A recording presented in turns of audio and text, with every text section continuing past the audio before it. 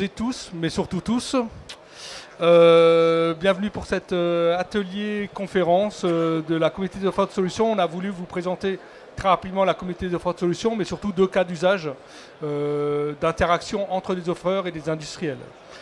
Donc seront avec moi sur cette partie-là, donc dans un premier temps Jean-François Camus d'EDF, Romain Baud d'Aprex Solutions, et puis on aura dans ce second temps Alexis Béatrix de The Weave et Gérald Simon pour Selmoni pour parler de leurs interactions et comment ils sont retrouvés pour enrichir leur offre.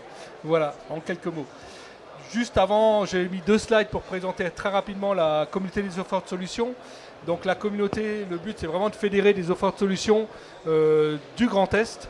Donc on est à peu près une cinquantaine d'offreurs déjà réunis avec des partenariats divers. Donc l'idée c'est vraiment sur 5 axes, fédérer l'écosystème, concevoir des solutions, c'est ce qu'on va voir justement dans ce qui va être abordé maintenant.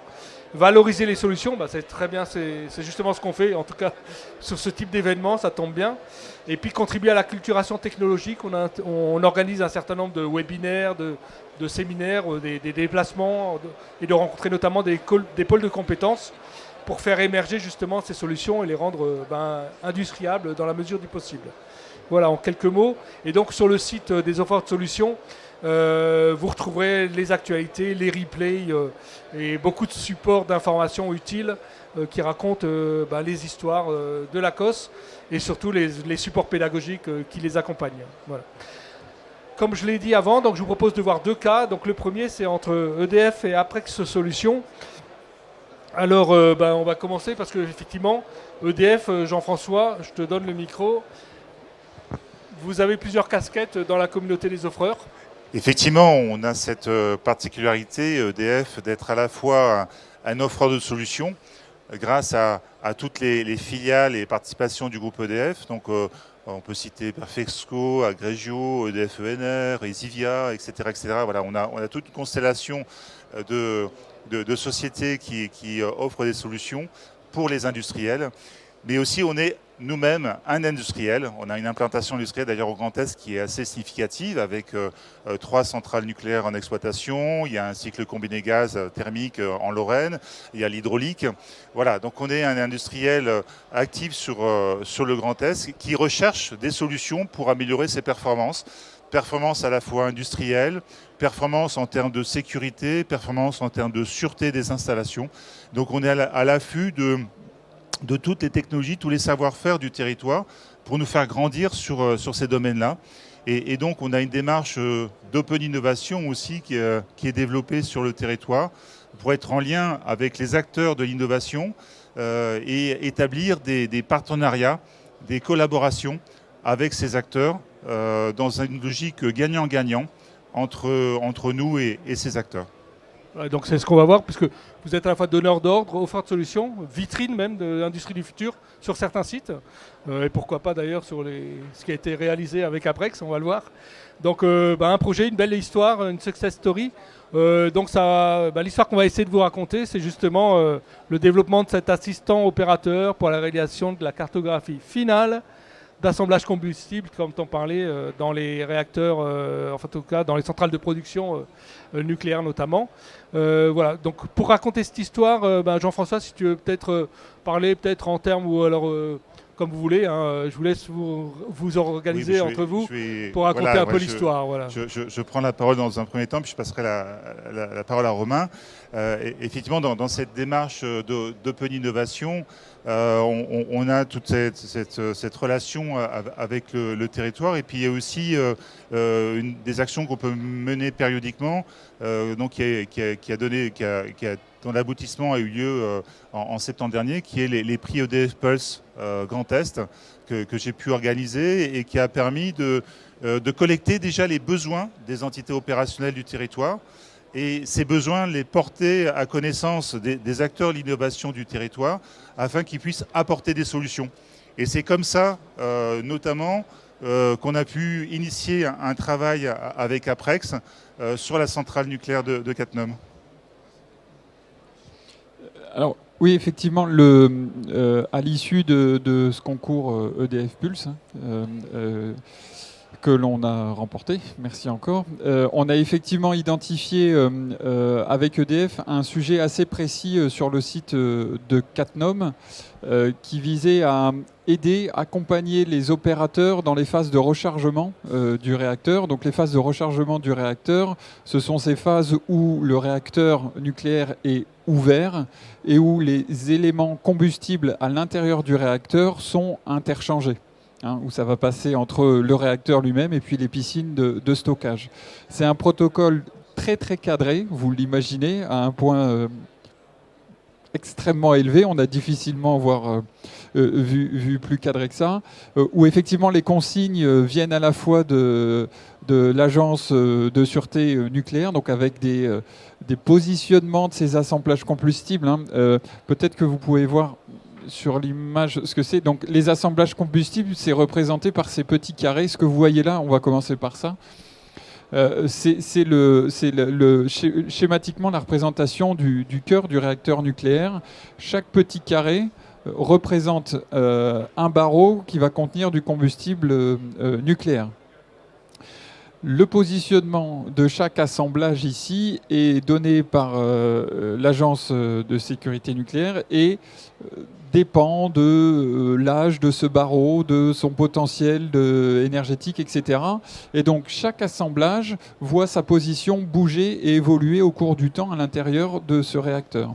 Et donc pour pouvoir suivre les changements et les positions de ces assemblages combustibles, vous avez des opérateurs qui viennent s'assurer que l'assemblage qui est amené dans le réacteur porte bien la référence qui a été donnée par l'Agence de sûreté nucléaire et qui va venir se positionner au bon endroit.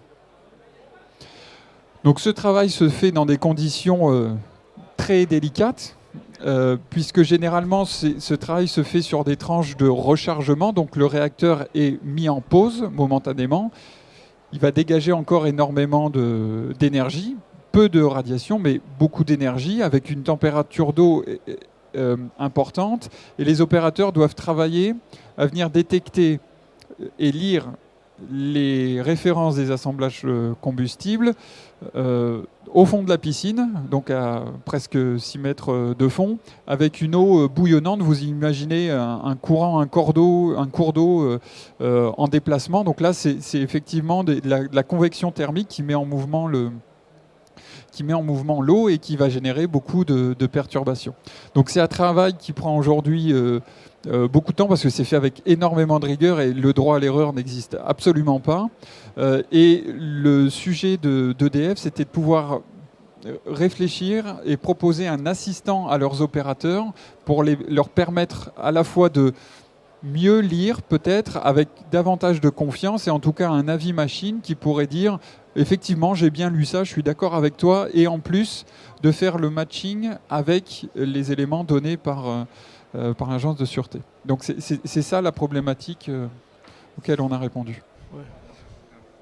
En complément, pour témoigner de l'enjeu de cette opération, ce qu'on appelle les arrêts tranches, c'est quand on arrête le réacteur, chaque jour est compté en fait, et ça existe une préparation, un suivi extrêmement rigoureux, parce que chaque jour de retard, c'est l'ordre du million d'euros de perte pour l'entreprise. Donc il faut faire vite, mais bien, parce qu'il y a des enjeux de sûreté derrière qui sont très importants. Et donc, on ne veut pas souper. Et là, l'apport de la technologie d'Aprex est essentiel en termes de performance industrielle, économique et aussi en termes de sûreté. Alors justement, puisqu'on parle de l'apport d'Aprex, la solution technique qui a été mise en œuvre, justement. Donc effectivement, la solution qu'on a pu apporter, c'est sur la base de nos connaissances. Alors, le fait aussi qu'EDF a souhaité travailler avec nous, on en est très heureux, c'est aussi grâce à notre histoire. Avant de créer Aprex Solutions, j'ai moi-même travaillé dans le domaine du nucléaire, plus précisément dans le domaine de la fusion nucléaire, et le savoir-faire Et les technologies que l'on met à disposition aujourd'hui dans Aprex Solutions sont issues de cette expérience et de ce savoir-faire.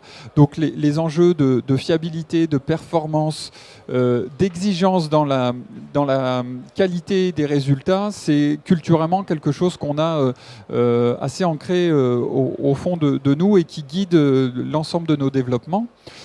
Et donc on a mis au service de ce projet-là ces réflexes et puis cette méthodologie de travail pour produire un logiciel qui va vraiment interagir avec des opérateurs qui ne sont pas du tout spécialistes de l'analyse d'image et dont c'est même pas le sujet, pour produire un logiciel qui va venir à la fois faire de la lecture automatique de caractères dans des conditions les plus horribles que vous pouvez imaginer. On arrive aujourd'hui à faire lire des caractères par le système à des niveaux de fiabilité et des niveaux de performance bien plus élevés que l'œil humain n'est en mesure de le faire.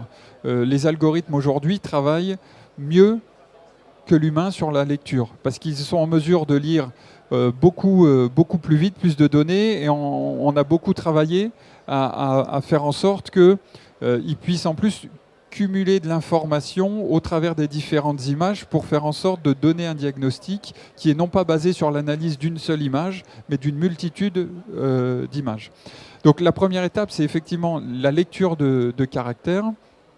Et ensuite, c'est toutes les fonctionnalités qu'on va plutôt retrouver sur le logiciel de matching entre des fichiers, d'éléments de sécurité, avez-vous bien vérifié que, etc., jusqu'à créer cette cartographie que vous voyez à gauche, créer la cartographie de traçabilité qui va pouvoir être réutilisée et revérifiée a posteriori par des humains, puisque, in fine, ce sont les opérateurs d'EDF qui vont pouvoir dire oui ou non, on peut refermer, on peut relancer. Le sujet, c'est pas de faire en sorte que le système se substitue à l'opérateur, c'est vraiment un assistant.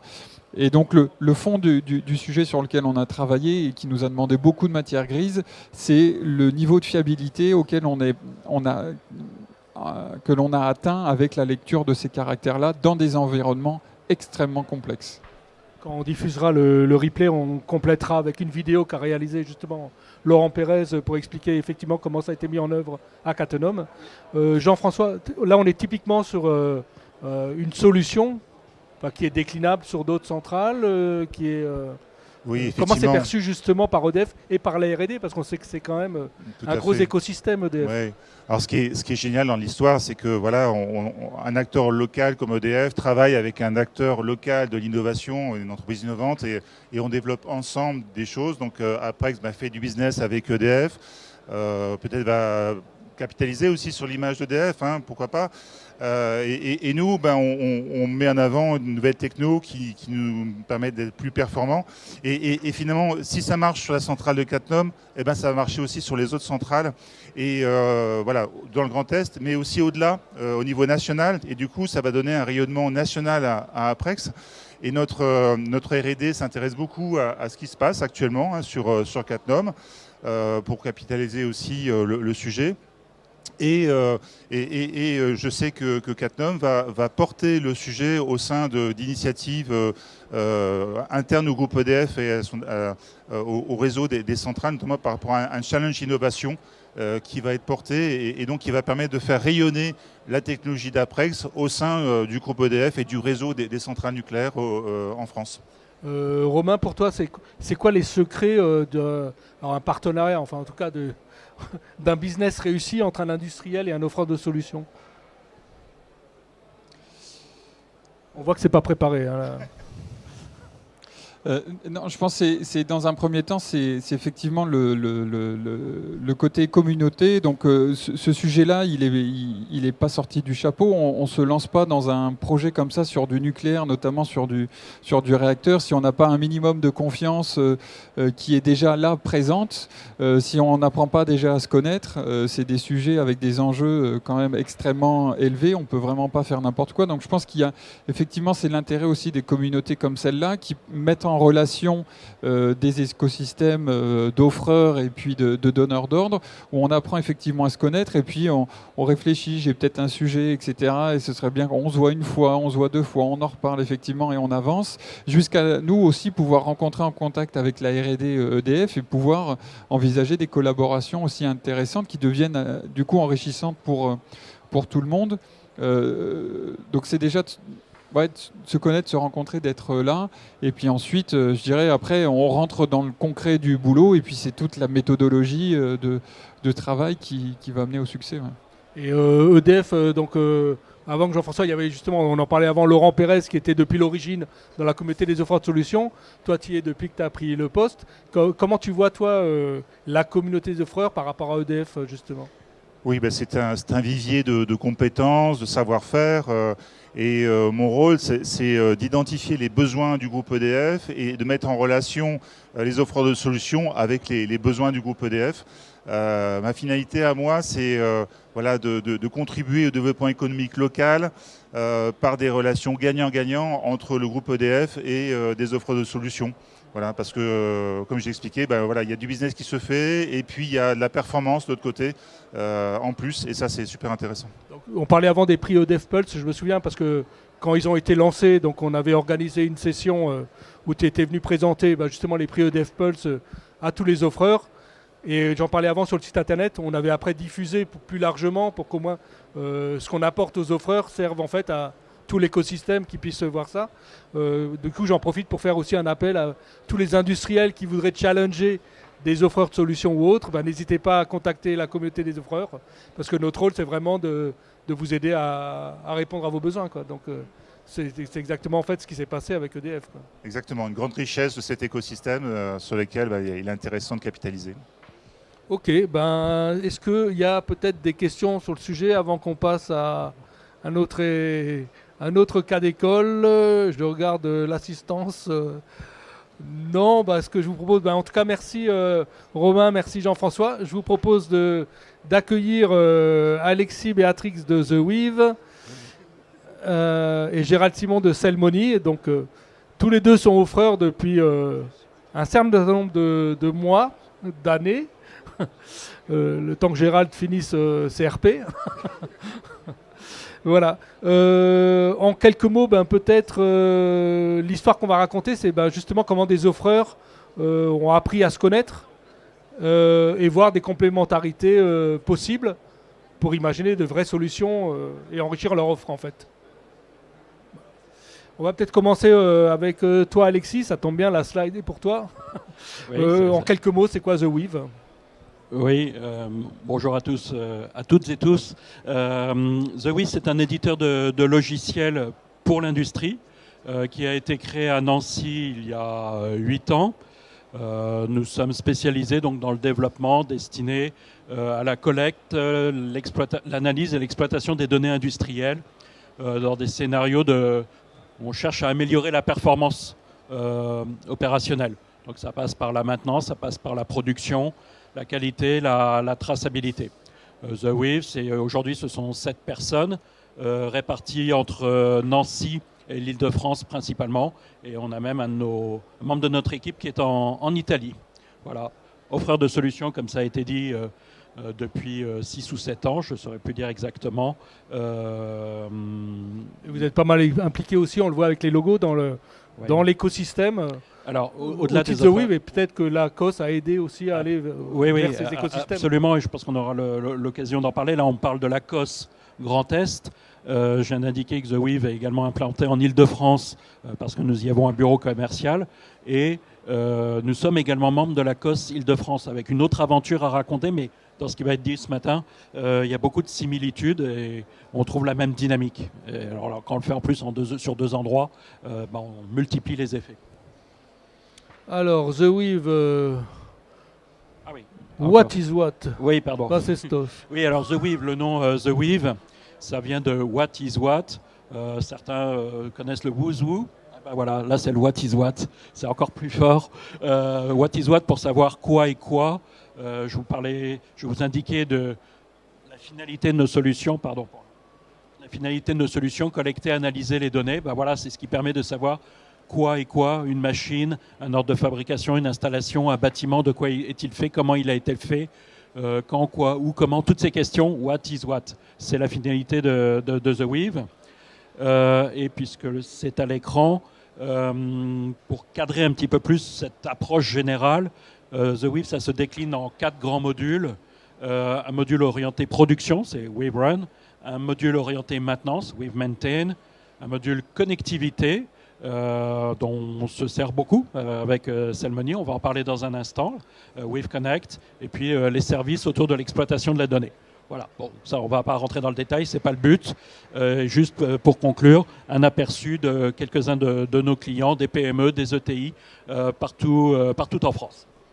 Voilà, bah justement, Gérald, Cellmony, là il y a une belle photo, parce que vous avez fait les travaux, vous êtes agrandi. Oui, bonjour à toutes et à tous. Oui, bien sûr, on s'est agrandi, mais sur le pôle mécanique, parce qu'on a une société de mécanique aujourd'hui, mais notre cœur de métier, initialement, c'est tout ce qui est automatisme, informatique industrielle. Nous sommes juste à l'étage d'en dessous d'Alexis. On fait tout ce qui est pied de machine, pilotage de machine. Et c'est dans ce cadre-là, donc je peux présenter très rapidement ce que nous faisons. Nous avons 2 grandes activités. Une activité, ce n'est pas le sujet aujourd'hui, mais qui est toutes les infrastructures de bâtiments au niveau des énergies électriques. Et ce qui nous concerne aujourd'hui, c'est plus la partie qui est au centre du triangle, tout ce qui est au niveau automatisme informatique industriel. Nous assurons l'intégralité des prestations jusqu'aux communications avec les systèmes des clients, les systèmes ES, ERP, qui soient sur le site ou en dehors du site. Juste, puisque quand même il y a du monde un peu d'EDF ici, sur la partie énergie, si tu peux juste préciser, même si ce n'est pas le thème là, mais votre activité sur la partie énergie Alors, sur la partie énergie, nous alimentons les sites de nos clients. Nous démarrons dès la partie HTA. On ne fait pas de HTB, on alimente en haute tension nos clients. On fait les postes de transformation, on les entretient également. Et on s'occupe aussi de tout ce qui est énergie secours, au travers soit de groupes électrogènes, soit d'onduleurs. Enfin, ça dépend de la taille des onduleurs. Et on fait aussi de la mesure d'énergie, on fait de l'alimentation de machines, on fait de l'éclairage, mais exclusivement de l'éclairage industriel dans des halls industriels, des ateliers, quoi. Ok, je comprends mieux. Et vous êtes basé où, puisque vous n'êtes pas bien loin d'ici? Alors nous sommes 46, on a un petit peu le régional de l'étape. On est en sud Alsace, on est basé à Alkirch, à 15-20 km au sud de Mulhouse. Voilà. Ok, bah du coup, ce partenariat dont on parlait avant, alors il y a 3 acteurs, vous êtes 2 aujourd'hui. C'est surtout l'histoire, la genèse, un peu de comprendre comment ça fonctionnait. Ouais, je reprends un instant le micro, effectivement, parce que comme le slide, c'est notre partenariat avec Cellmony, donc c'est moi qui dois le raconter, celui-là. Mais pour être complet, en fait, c'est un partenariat à 3. Aujourd'hui, nous sommes, Gérald et moi, sur le plateau, mais il y a une 3e personne qui devrait être là. C'est Jean-Marc Éveil de la société JME Électronique. Et depuis le début, nous travaillons ensemble au travers d'une alliance qu'on a fondée tous les 3 en 2018. C'était donc il y a 5 ans, donc bon anniversaire. Solution Globale 4.0, c'est le nom de notre alliance. JME Électronique, bureau d'études électroniques, donc de la conception, le design, la conception, la réalisation de systèmes électroniques, j'aurais dire sur mesure, à la carte, avec un très grand savoir-faire vraiment dans la conception. Cellmony, on vient d'en parler, et The Weave pour compléter. Et donc, sur ce slide, cette photo qui date d'il y a 5 ans, quand on s'est mis à travailler ensemble, voilà, nos mains qui se croisent, qui se tiennent et qui se croisent pour montrer la chaîne de continuité entre nos compétences, nos savoir-faire, la couverture globale de nos savoir-faire. Alors, juste question pédagogique. Ce soir, on risque de parler de 5.0. Là, on voit 4.0. C'est quoi 4.0 ? Enfin, en même temps, en 2018, vous n'étiez pas nombreux à parler de ça. C'est pour ça que je te pose la question. Alors, en 2018, avec 4.0, on était parfaitement... on était presque visionnaire. Non, 4.0, c'est vrai qu'il y a un sujet. Ici, on est à BI 5.0. Bon, 4.0, c'est 4e révolution industrielle, tout simplement. 5.0... je sais que je vais me faire peut-être quelques ennemis en disant ça, mais c'est un peu du marketing. Il n'y a pas une 5e révolution industrielle en jeu. C'est la 4e dans laquelle on ajoute une dimension orientée humain, la place de l'humain dans l'usine. c'est pas tout à fait la même, Donc, le même shift, la même incrément. La quatrième révolution, c'est surtout tout le machine-to-machine, big Voilà. data, IoT, et c'est de ça dont il est question, C'est exactement notamment ça. dans votre alliance. Alors justement, le point de départ. Le point de départ de notre rencontre, je ne vais pas regarder le slide. Ce serait plus vivant si tu veux. Non, en fait, on est vraiment très complémentaires. Alors bien sûr, il y a JME, mais là, c'est vraiment quand on ne dispose pas des appareils, on y reviendra après. On a une très grande complémentarité entre les deux entreprises parce que nous sommes au pied de machine. Et de Yves, le What is What, ils exploitent les données. À un moment donné, pour avoir des données, il faut les chercher. Et notre métier à nous, en relation avec le What is What, c'est justement d'aller chercher ces données. On a deux grandes façons de les chercher. Soit on va les chercher au sein des systèmes. Donc il faut voir qu'on intervient très souvent sur des parcs existants. Donc chercher de la donnée, ça veut dire rentrer dans les systèmes. C'est très souvent de la commande numérique, de l'automate programmable ou plus rarement du PC industriel de gestion. Donc on est face à ces situations-là. Et quand on est face à des mondes qui sont beaucoup plus fermés, on va faire du non-intrusif, on va aller installer d'autres capteurs pour aller chercher l'information qui va ensuite, cette information, nourrir, alimenter le What is What qui sera paramétré, réglé, programmé en fonction des besoins du client. Mais là, je passerai la parole à Alexis pour qu'il vous donne plus de détails. Mais notre métier à nous, on est vraiment très complémentaire. On s'occupe de la partie hard, tirer les réseaux, chercher l'info, des fois en filaire, ou des fois en logiciel, on rentre dans les systèmes et on la remonte pour qu'elle puisse être exploitée. Des fois, le What is What, sur certaines infos, il nous demande de les pré-mâcher. Si on est face à de l'info très rapide, on va faire plutôt des compteurs de pièces en bas plutôt que de les remonter de l'info à haute fréquence. Donc on analyse aussi un peu les charges réseau. Donc on est parfaitement la complémentarité du What is What. Et cette complémentarité va se matérialiser. Je vais lui passer le micro pour qu'il explique qu'est-ce qu'il fait avec nos données après. Et s'il est d'accord avec ce que tu viens de dire. Alors oui, je suis d'accord. Oui. Donc oui, justement, donc les constats partagés, justement, par rapport à tous ces enjeux. Oui, c'est ça, la complémentarité que Gérald vient de souligner, c'est vraiment au point de départ, hein, quand on s'est rencontrés donc, il y a 6 ans, dans le cadre de l'ACOS, hein, c'est comme ça que ça s'est fait. Des savoir-faire, des compétences. Nous, il y a 6 ans, The Weave, on était tout jeunes, hein, on avait 2 ans, 2-3 ans, on était dans notre 3e année, on était tout jeunes, on venait de s'installer à Nancy, on arrivait avec certaines compétences, certaines idées, et ça a été l'occasion voilà, d'apporter la brique que recherchait Selmoni à l'époque. Nous, on démarrait, on ne connaissait pas encore cet écosystème et puis des partenaires qui faisaient ce qu'on fait Selmoni.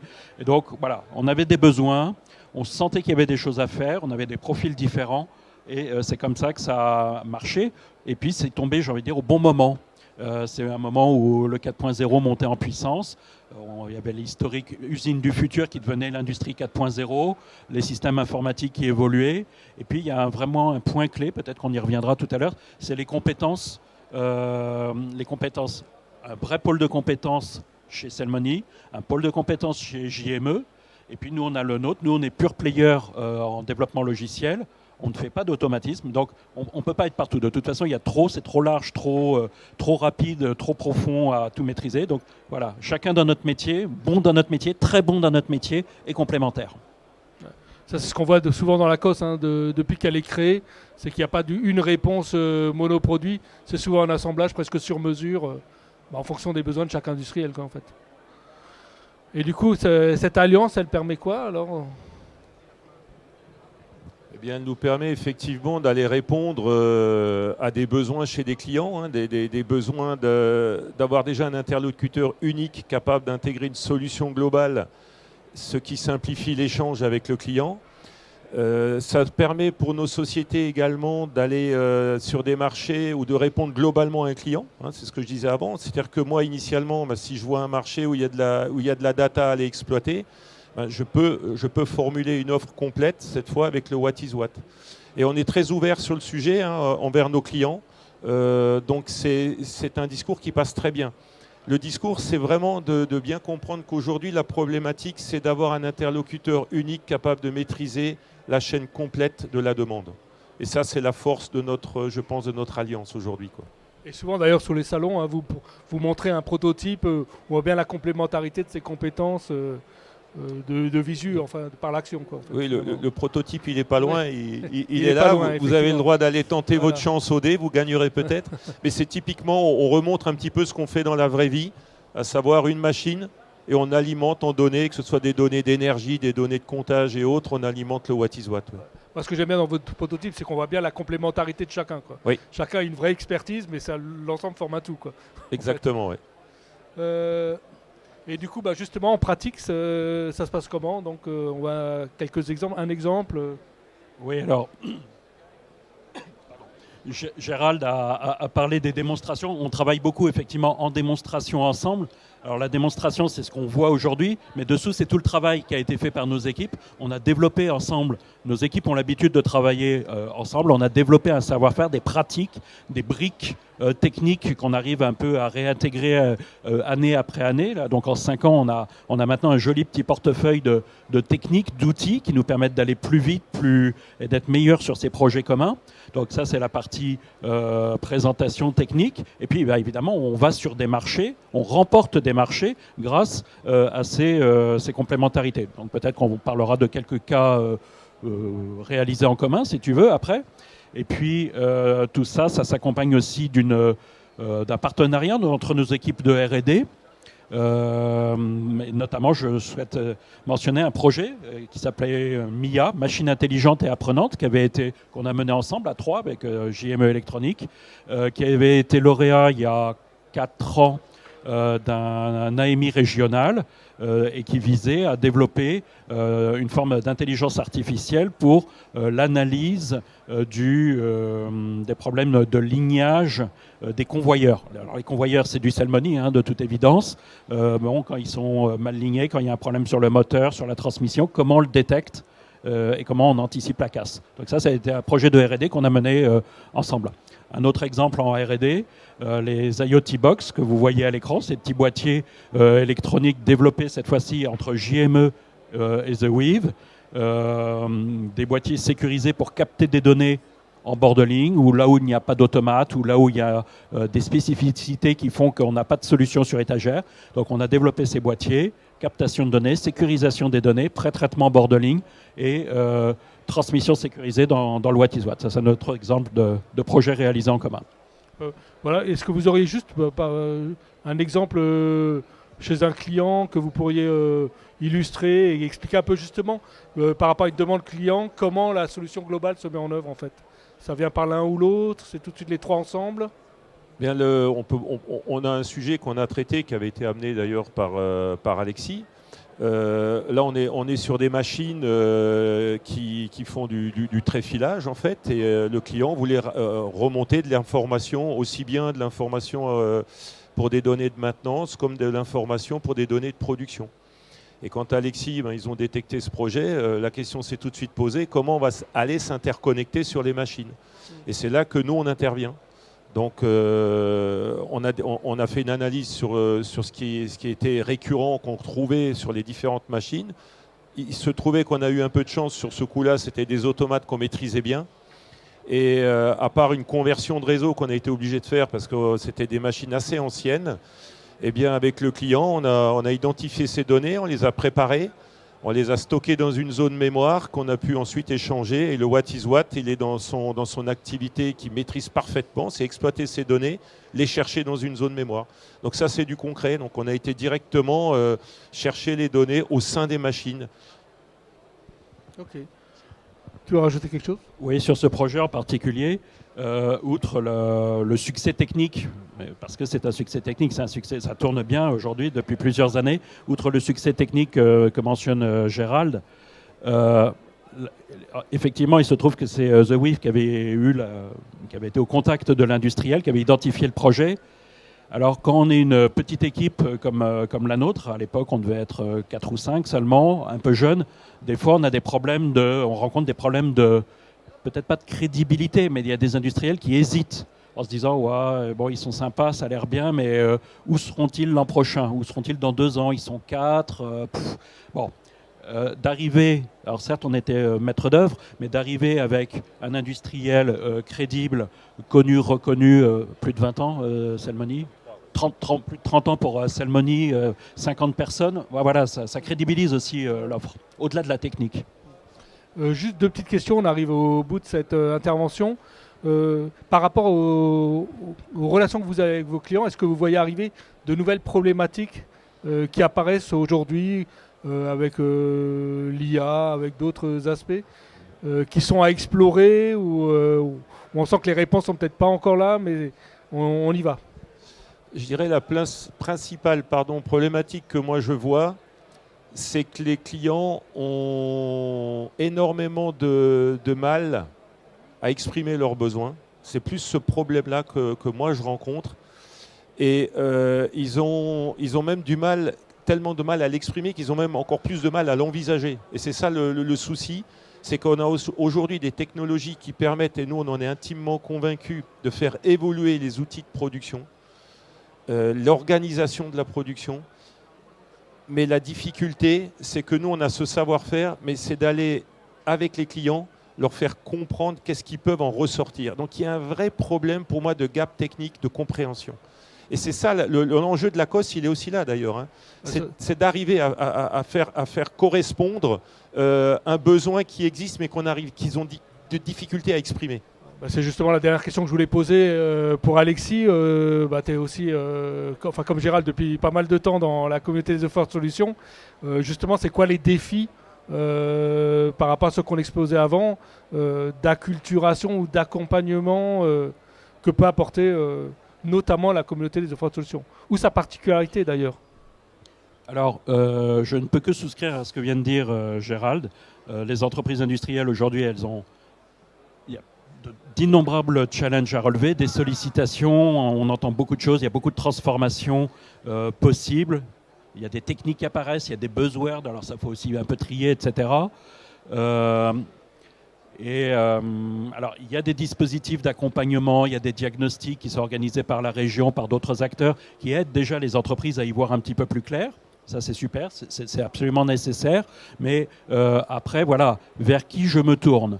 Alors, vers qui je me tourne? Il y a des offreurs. Ce qui est bien, c'est qu'au sein de la COS, ces offreurs, ils se connaissent depuis plusieurs années. Là, on a un exemple depuis plusieurs années. Il y en a des nouveaux qui arrivent, qui commencent à se faire connaître. Et on construit ensemble, on établit ensemble une véritable relation de confiance. Et même au-delà de la confiance, je veux dire amicale, qui fait que lorsque l'on a une question, quand on a une limite dans nos propres compétences, on n'a aucune hésitation à se tourner vers un offreur qu'on a fréquenté 1 an, 2 ans, etc. Et dire, voilà, on peut travailler ensemble, voilà mes compétences, voilà les tiennes. Et puis, pour rebondir sur ce que tu proposais, ce que tu évoquais, l'acculturation, la COS, on est très divers. Dans la 50aine que tu évoquais, il y a à peu près tous les métiers. Et donc, quand la COS, comme aujourd'hui, fait des ateliers en public, on est capable de toucher à des sujets très différents. Alors justement, je vais rebondir, comme on est très agile, et je vois face à moi Anne Corot d'Orange. J'ai une question pour vous deux. En quoi la 5G, parce que c'est quand même sur les capteurs, sur la capacité de calcul, en quoi ça va potentiellement faire bouger les lignes sur vos activités en fait? Alors, la 5G, l'apport de la 5G, c'est clair que pour nous, ça va simplifier surtout les moyens de connexion. Ça, c'est le premier élément. Mais il est vrai qu'aujourd'hui, dans le milieu de la machine où moi je suis, ce n'est pas encore un sujet qui est dominant. Je pense qu'il sera plus dominant au départ, du moins, sur le segment d'activité d'Alexis. Je pense que tu le verras plus, toi, que moi, au départ, quoi. Oui, effectivement, nous, étant dans la partie logicielle avec des attentes de plus en plus grandes en matière de traitement, d'IA, de cybersécurité, de débit, etc., là aussi, les technologies évoluent très vite. La 5G en est une avec effectivement ce que ça peut apporter en matière de sécurité, de débit et de souplesse. Donc nous, on sera peut-être les premiers concernés, mais voilà, le lien va s'établir naturellement. D'accord. Ok, est-ce qu'il y a des questions pour clore cette partie-là? Ah, Jean-François, reviens sur scène quand te voit aller à Non, mais la caméra quand tu poses la question, pas forcément utile. ou ton témoignage. Non, mais forcément, je suis sensibilisé sur les sujets d'efficacité énergétique et de décarbonation. Et justement, la question que j'allais poser, est-ce que vous avez des cas d'usage qui permettent de montrer que vos technologies apportent des solutions dans des problématiques de recherche d'efficacité énergétique et de décarbonation en milieu industriel? Alors, pour répondre à ta question, le consortium peut très bien fonctionner parce que nous, on aura les capacités à aller chercher sur le terrain ces fameuses informations et de les remonter ensuite pour qu'Alexis puisse les traiter. Je te laisse peut-être la parole. Oui, merci. Effectivement, la première étape dans le TGBT, c'est pas moi qui vais y aller. Ce sont les équipes de Gérald qui ont les savoir-faire, qui ont les habilitations, etc. En matière de performance énergétique, il se trouve que The Weave, on travaille sur ces sujets-là. On a déjà un certain nombre de réalisations à notre actif, notamment sur les métropoles de Nancy et Metz. On a les données, on rajoute des capteurs, on exploite et tout ce qu'on peut en tirer derrière, évidemment, en performance énergétique. Mais ce n'est pas moi qui vais dans le TGBT, donc oui, ça se fait ensemble. Ok, s'il n'y a pas d'autres questions, je vous propose de nous arrêter là. En tout cas, appel à offreurs, vous êtes les bienvenus pour enrichir les expertises de la COS. Oui, je me permets de rebondir, Bernard. Oui, effectivement, la COS, sa richesse, c'est les 50 et quelques membres dont on a parlé, des métiers différents, des localisations géographiques différentes. La COS Grand Est, c'est tout le Grand Est, ce n'est pas que l'Alsace. On va jusqu'à Troyes, etc., bien sûr, les Ardennes. Alors, pour les Ardennes, en voyage là-bas récemment, d'ailleurs. Voilà, tu parlais tout à l'heure d'évangélisation, etc. Donc, au mois de septembre, les membres de la COS ont fait un petit tour, un petit week-end. Alors, ce n'était pas une route des vins, mais c'était néanmoins fort sympa. 2 étapes, une étape à Troyes, où on a pu rencontrer des acteurs de la région troyenne, que ce soit des industriels, des offreurs ou des académiques, notamment à l'UTT. Et le lendemain, direction la Haute-Marne, à Nogent. Alors, pas Nogent-sur-Marne ni Nogent-sur-Seine, je dis bien Nogent en Haute-Marne, avec la visite d'un site industriel absolument fascinant à découvrir. Et puis, là aussi, les clusters locaux pour enrichir mutuellement nos écosystèmes, nos capacités, nos compétences. La nécessité de créer des passerelles et des ponts justement entre tous ces écosystèmes, c'est essentiel en fait. Alors oui, c'est essentiel. Il faut bien comprendre une chose, il y a beaucoup d'acteurs. Il y a des acteurs publics, des acteurs régionaux, étatiques, etc. Il y a des associations, il y a des clusters, il y a des pôles de compétitivité. Il y a beaucoup d'acteurs. Certains disent qu'il y en a trop. Ça, c'est pas la COS a une particularité. Ce n'est pas une association, ce n'est pas une société, ce n'est pas un GE, c'est une communauté. Tout EDF, Aprex, Celmony, GME qu'on a cité, nous-mêmes, nous avons fait un choix de travailler ensemble, librement. On est en compétition avec personne et au contraire, on cherche à avoir ces passerelles, à se faire connaître, reconnaître, et on ne vient empiéter sur les plates-bandes de personne. Voilà, en tout cas, merci. Le replay sera retrouvé sur les réseaux, sur le site de la communauté des offreurs de solutions, enrichi de vidéos complémentaires, notamment sur la partie dont on parlait avant, sur le cas d'usage entre Aprex et EDF. Voilà. En tout cas, à très bientôt. Merci à vous. Merci.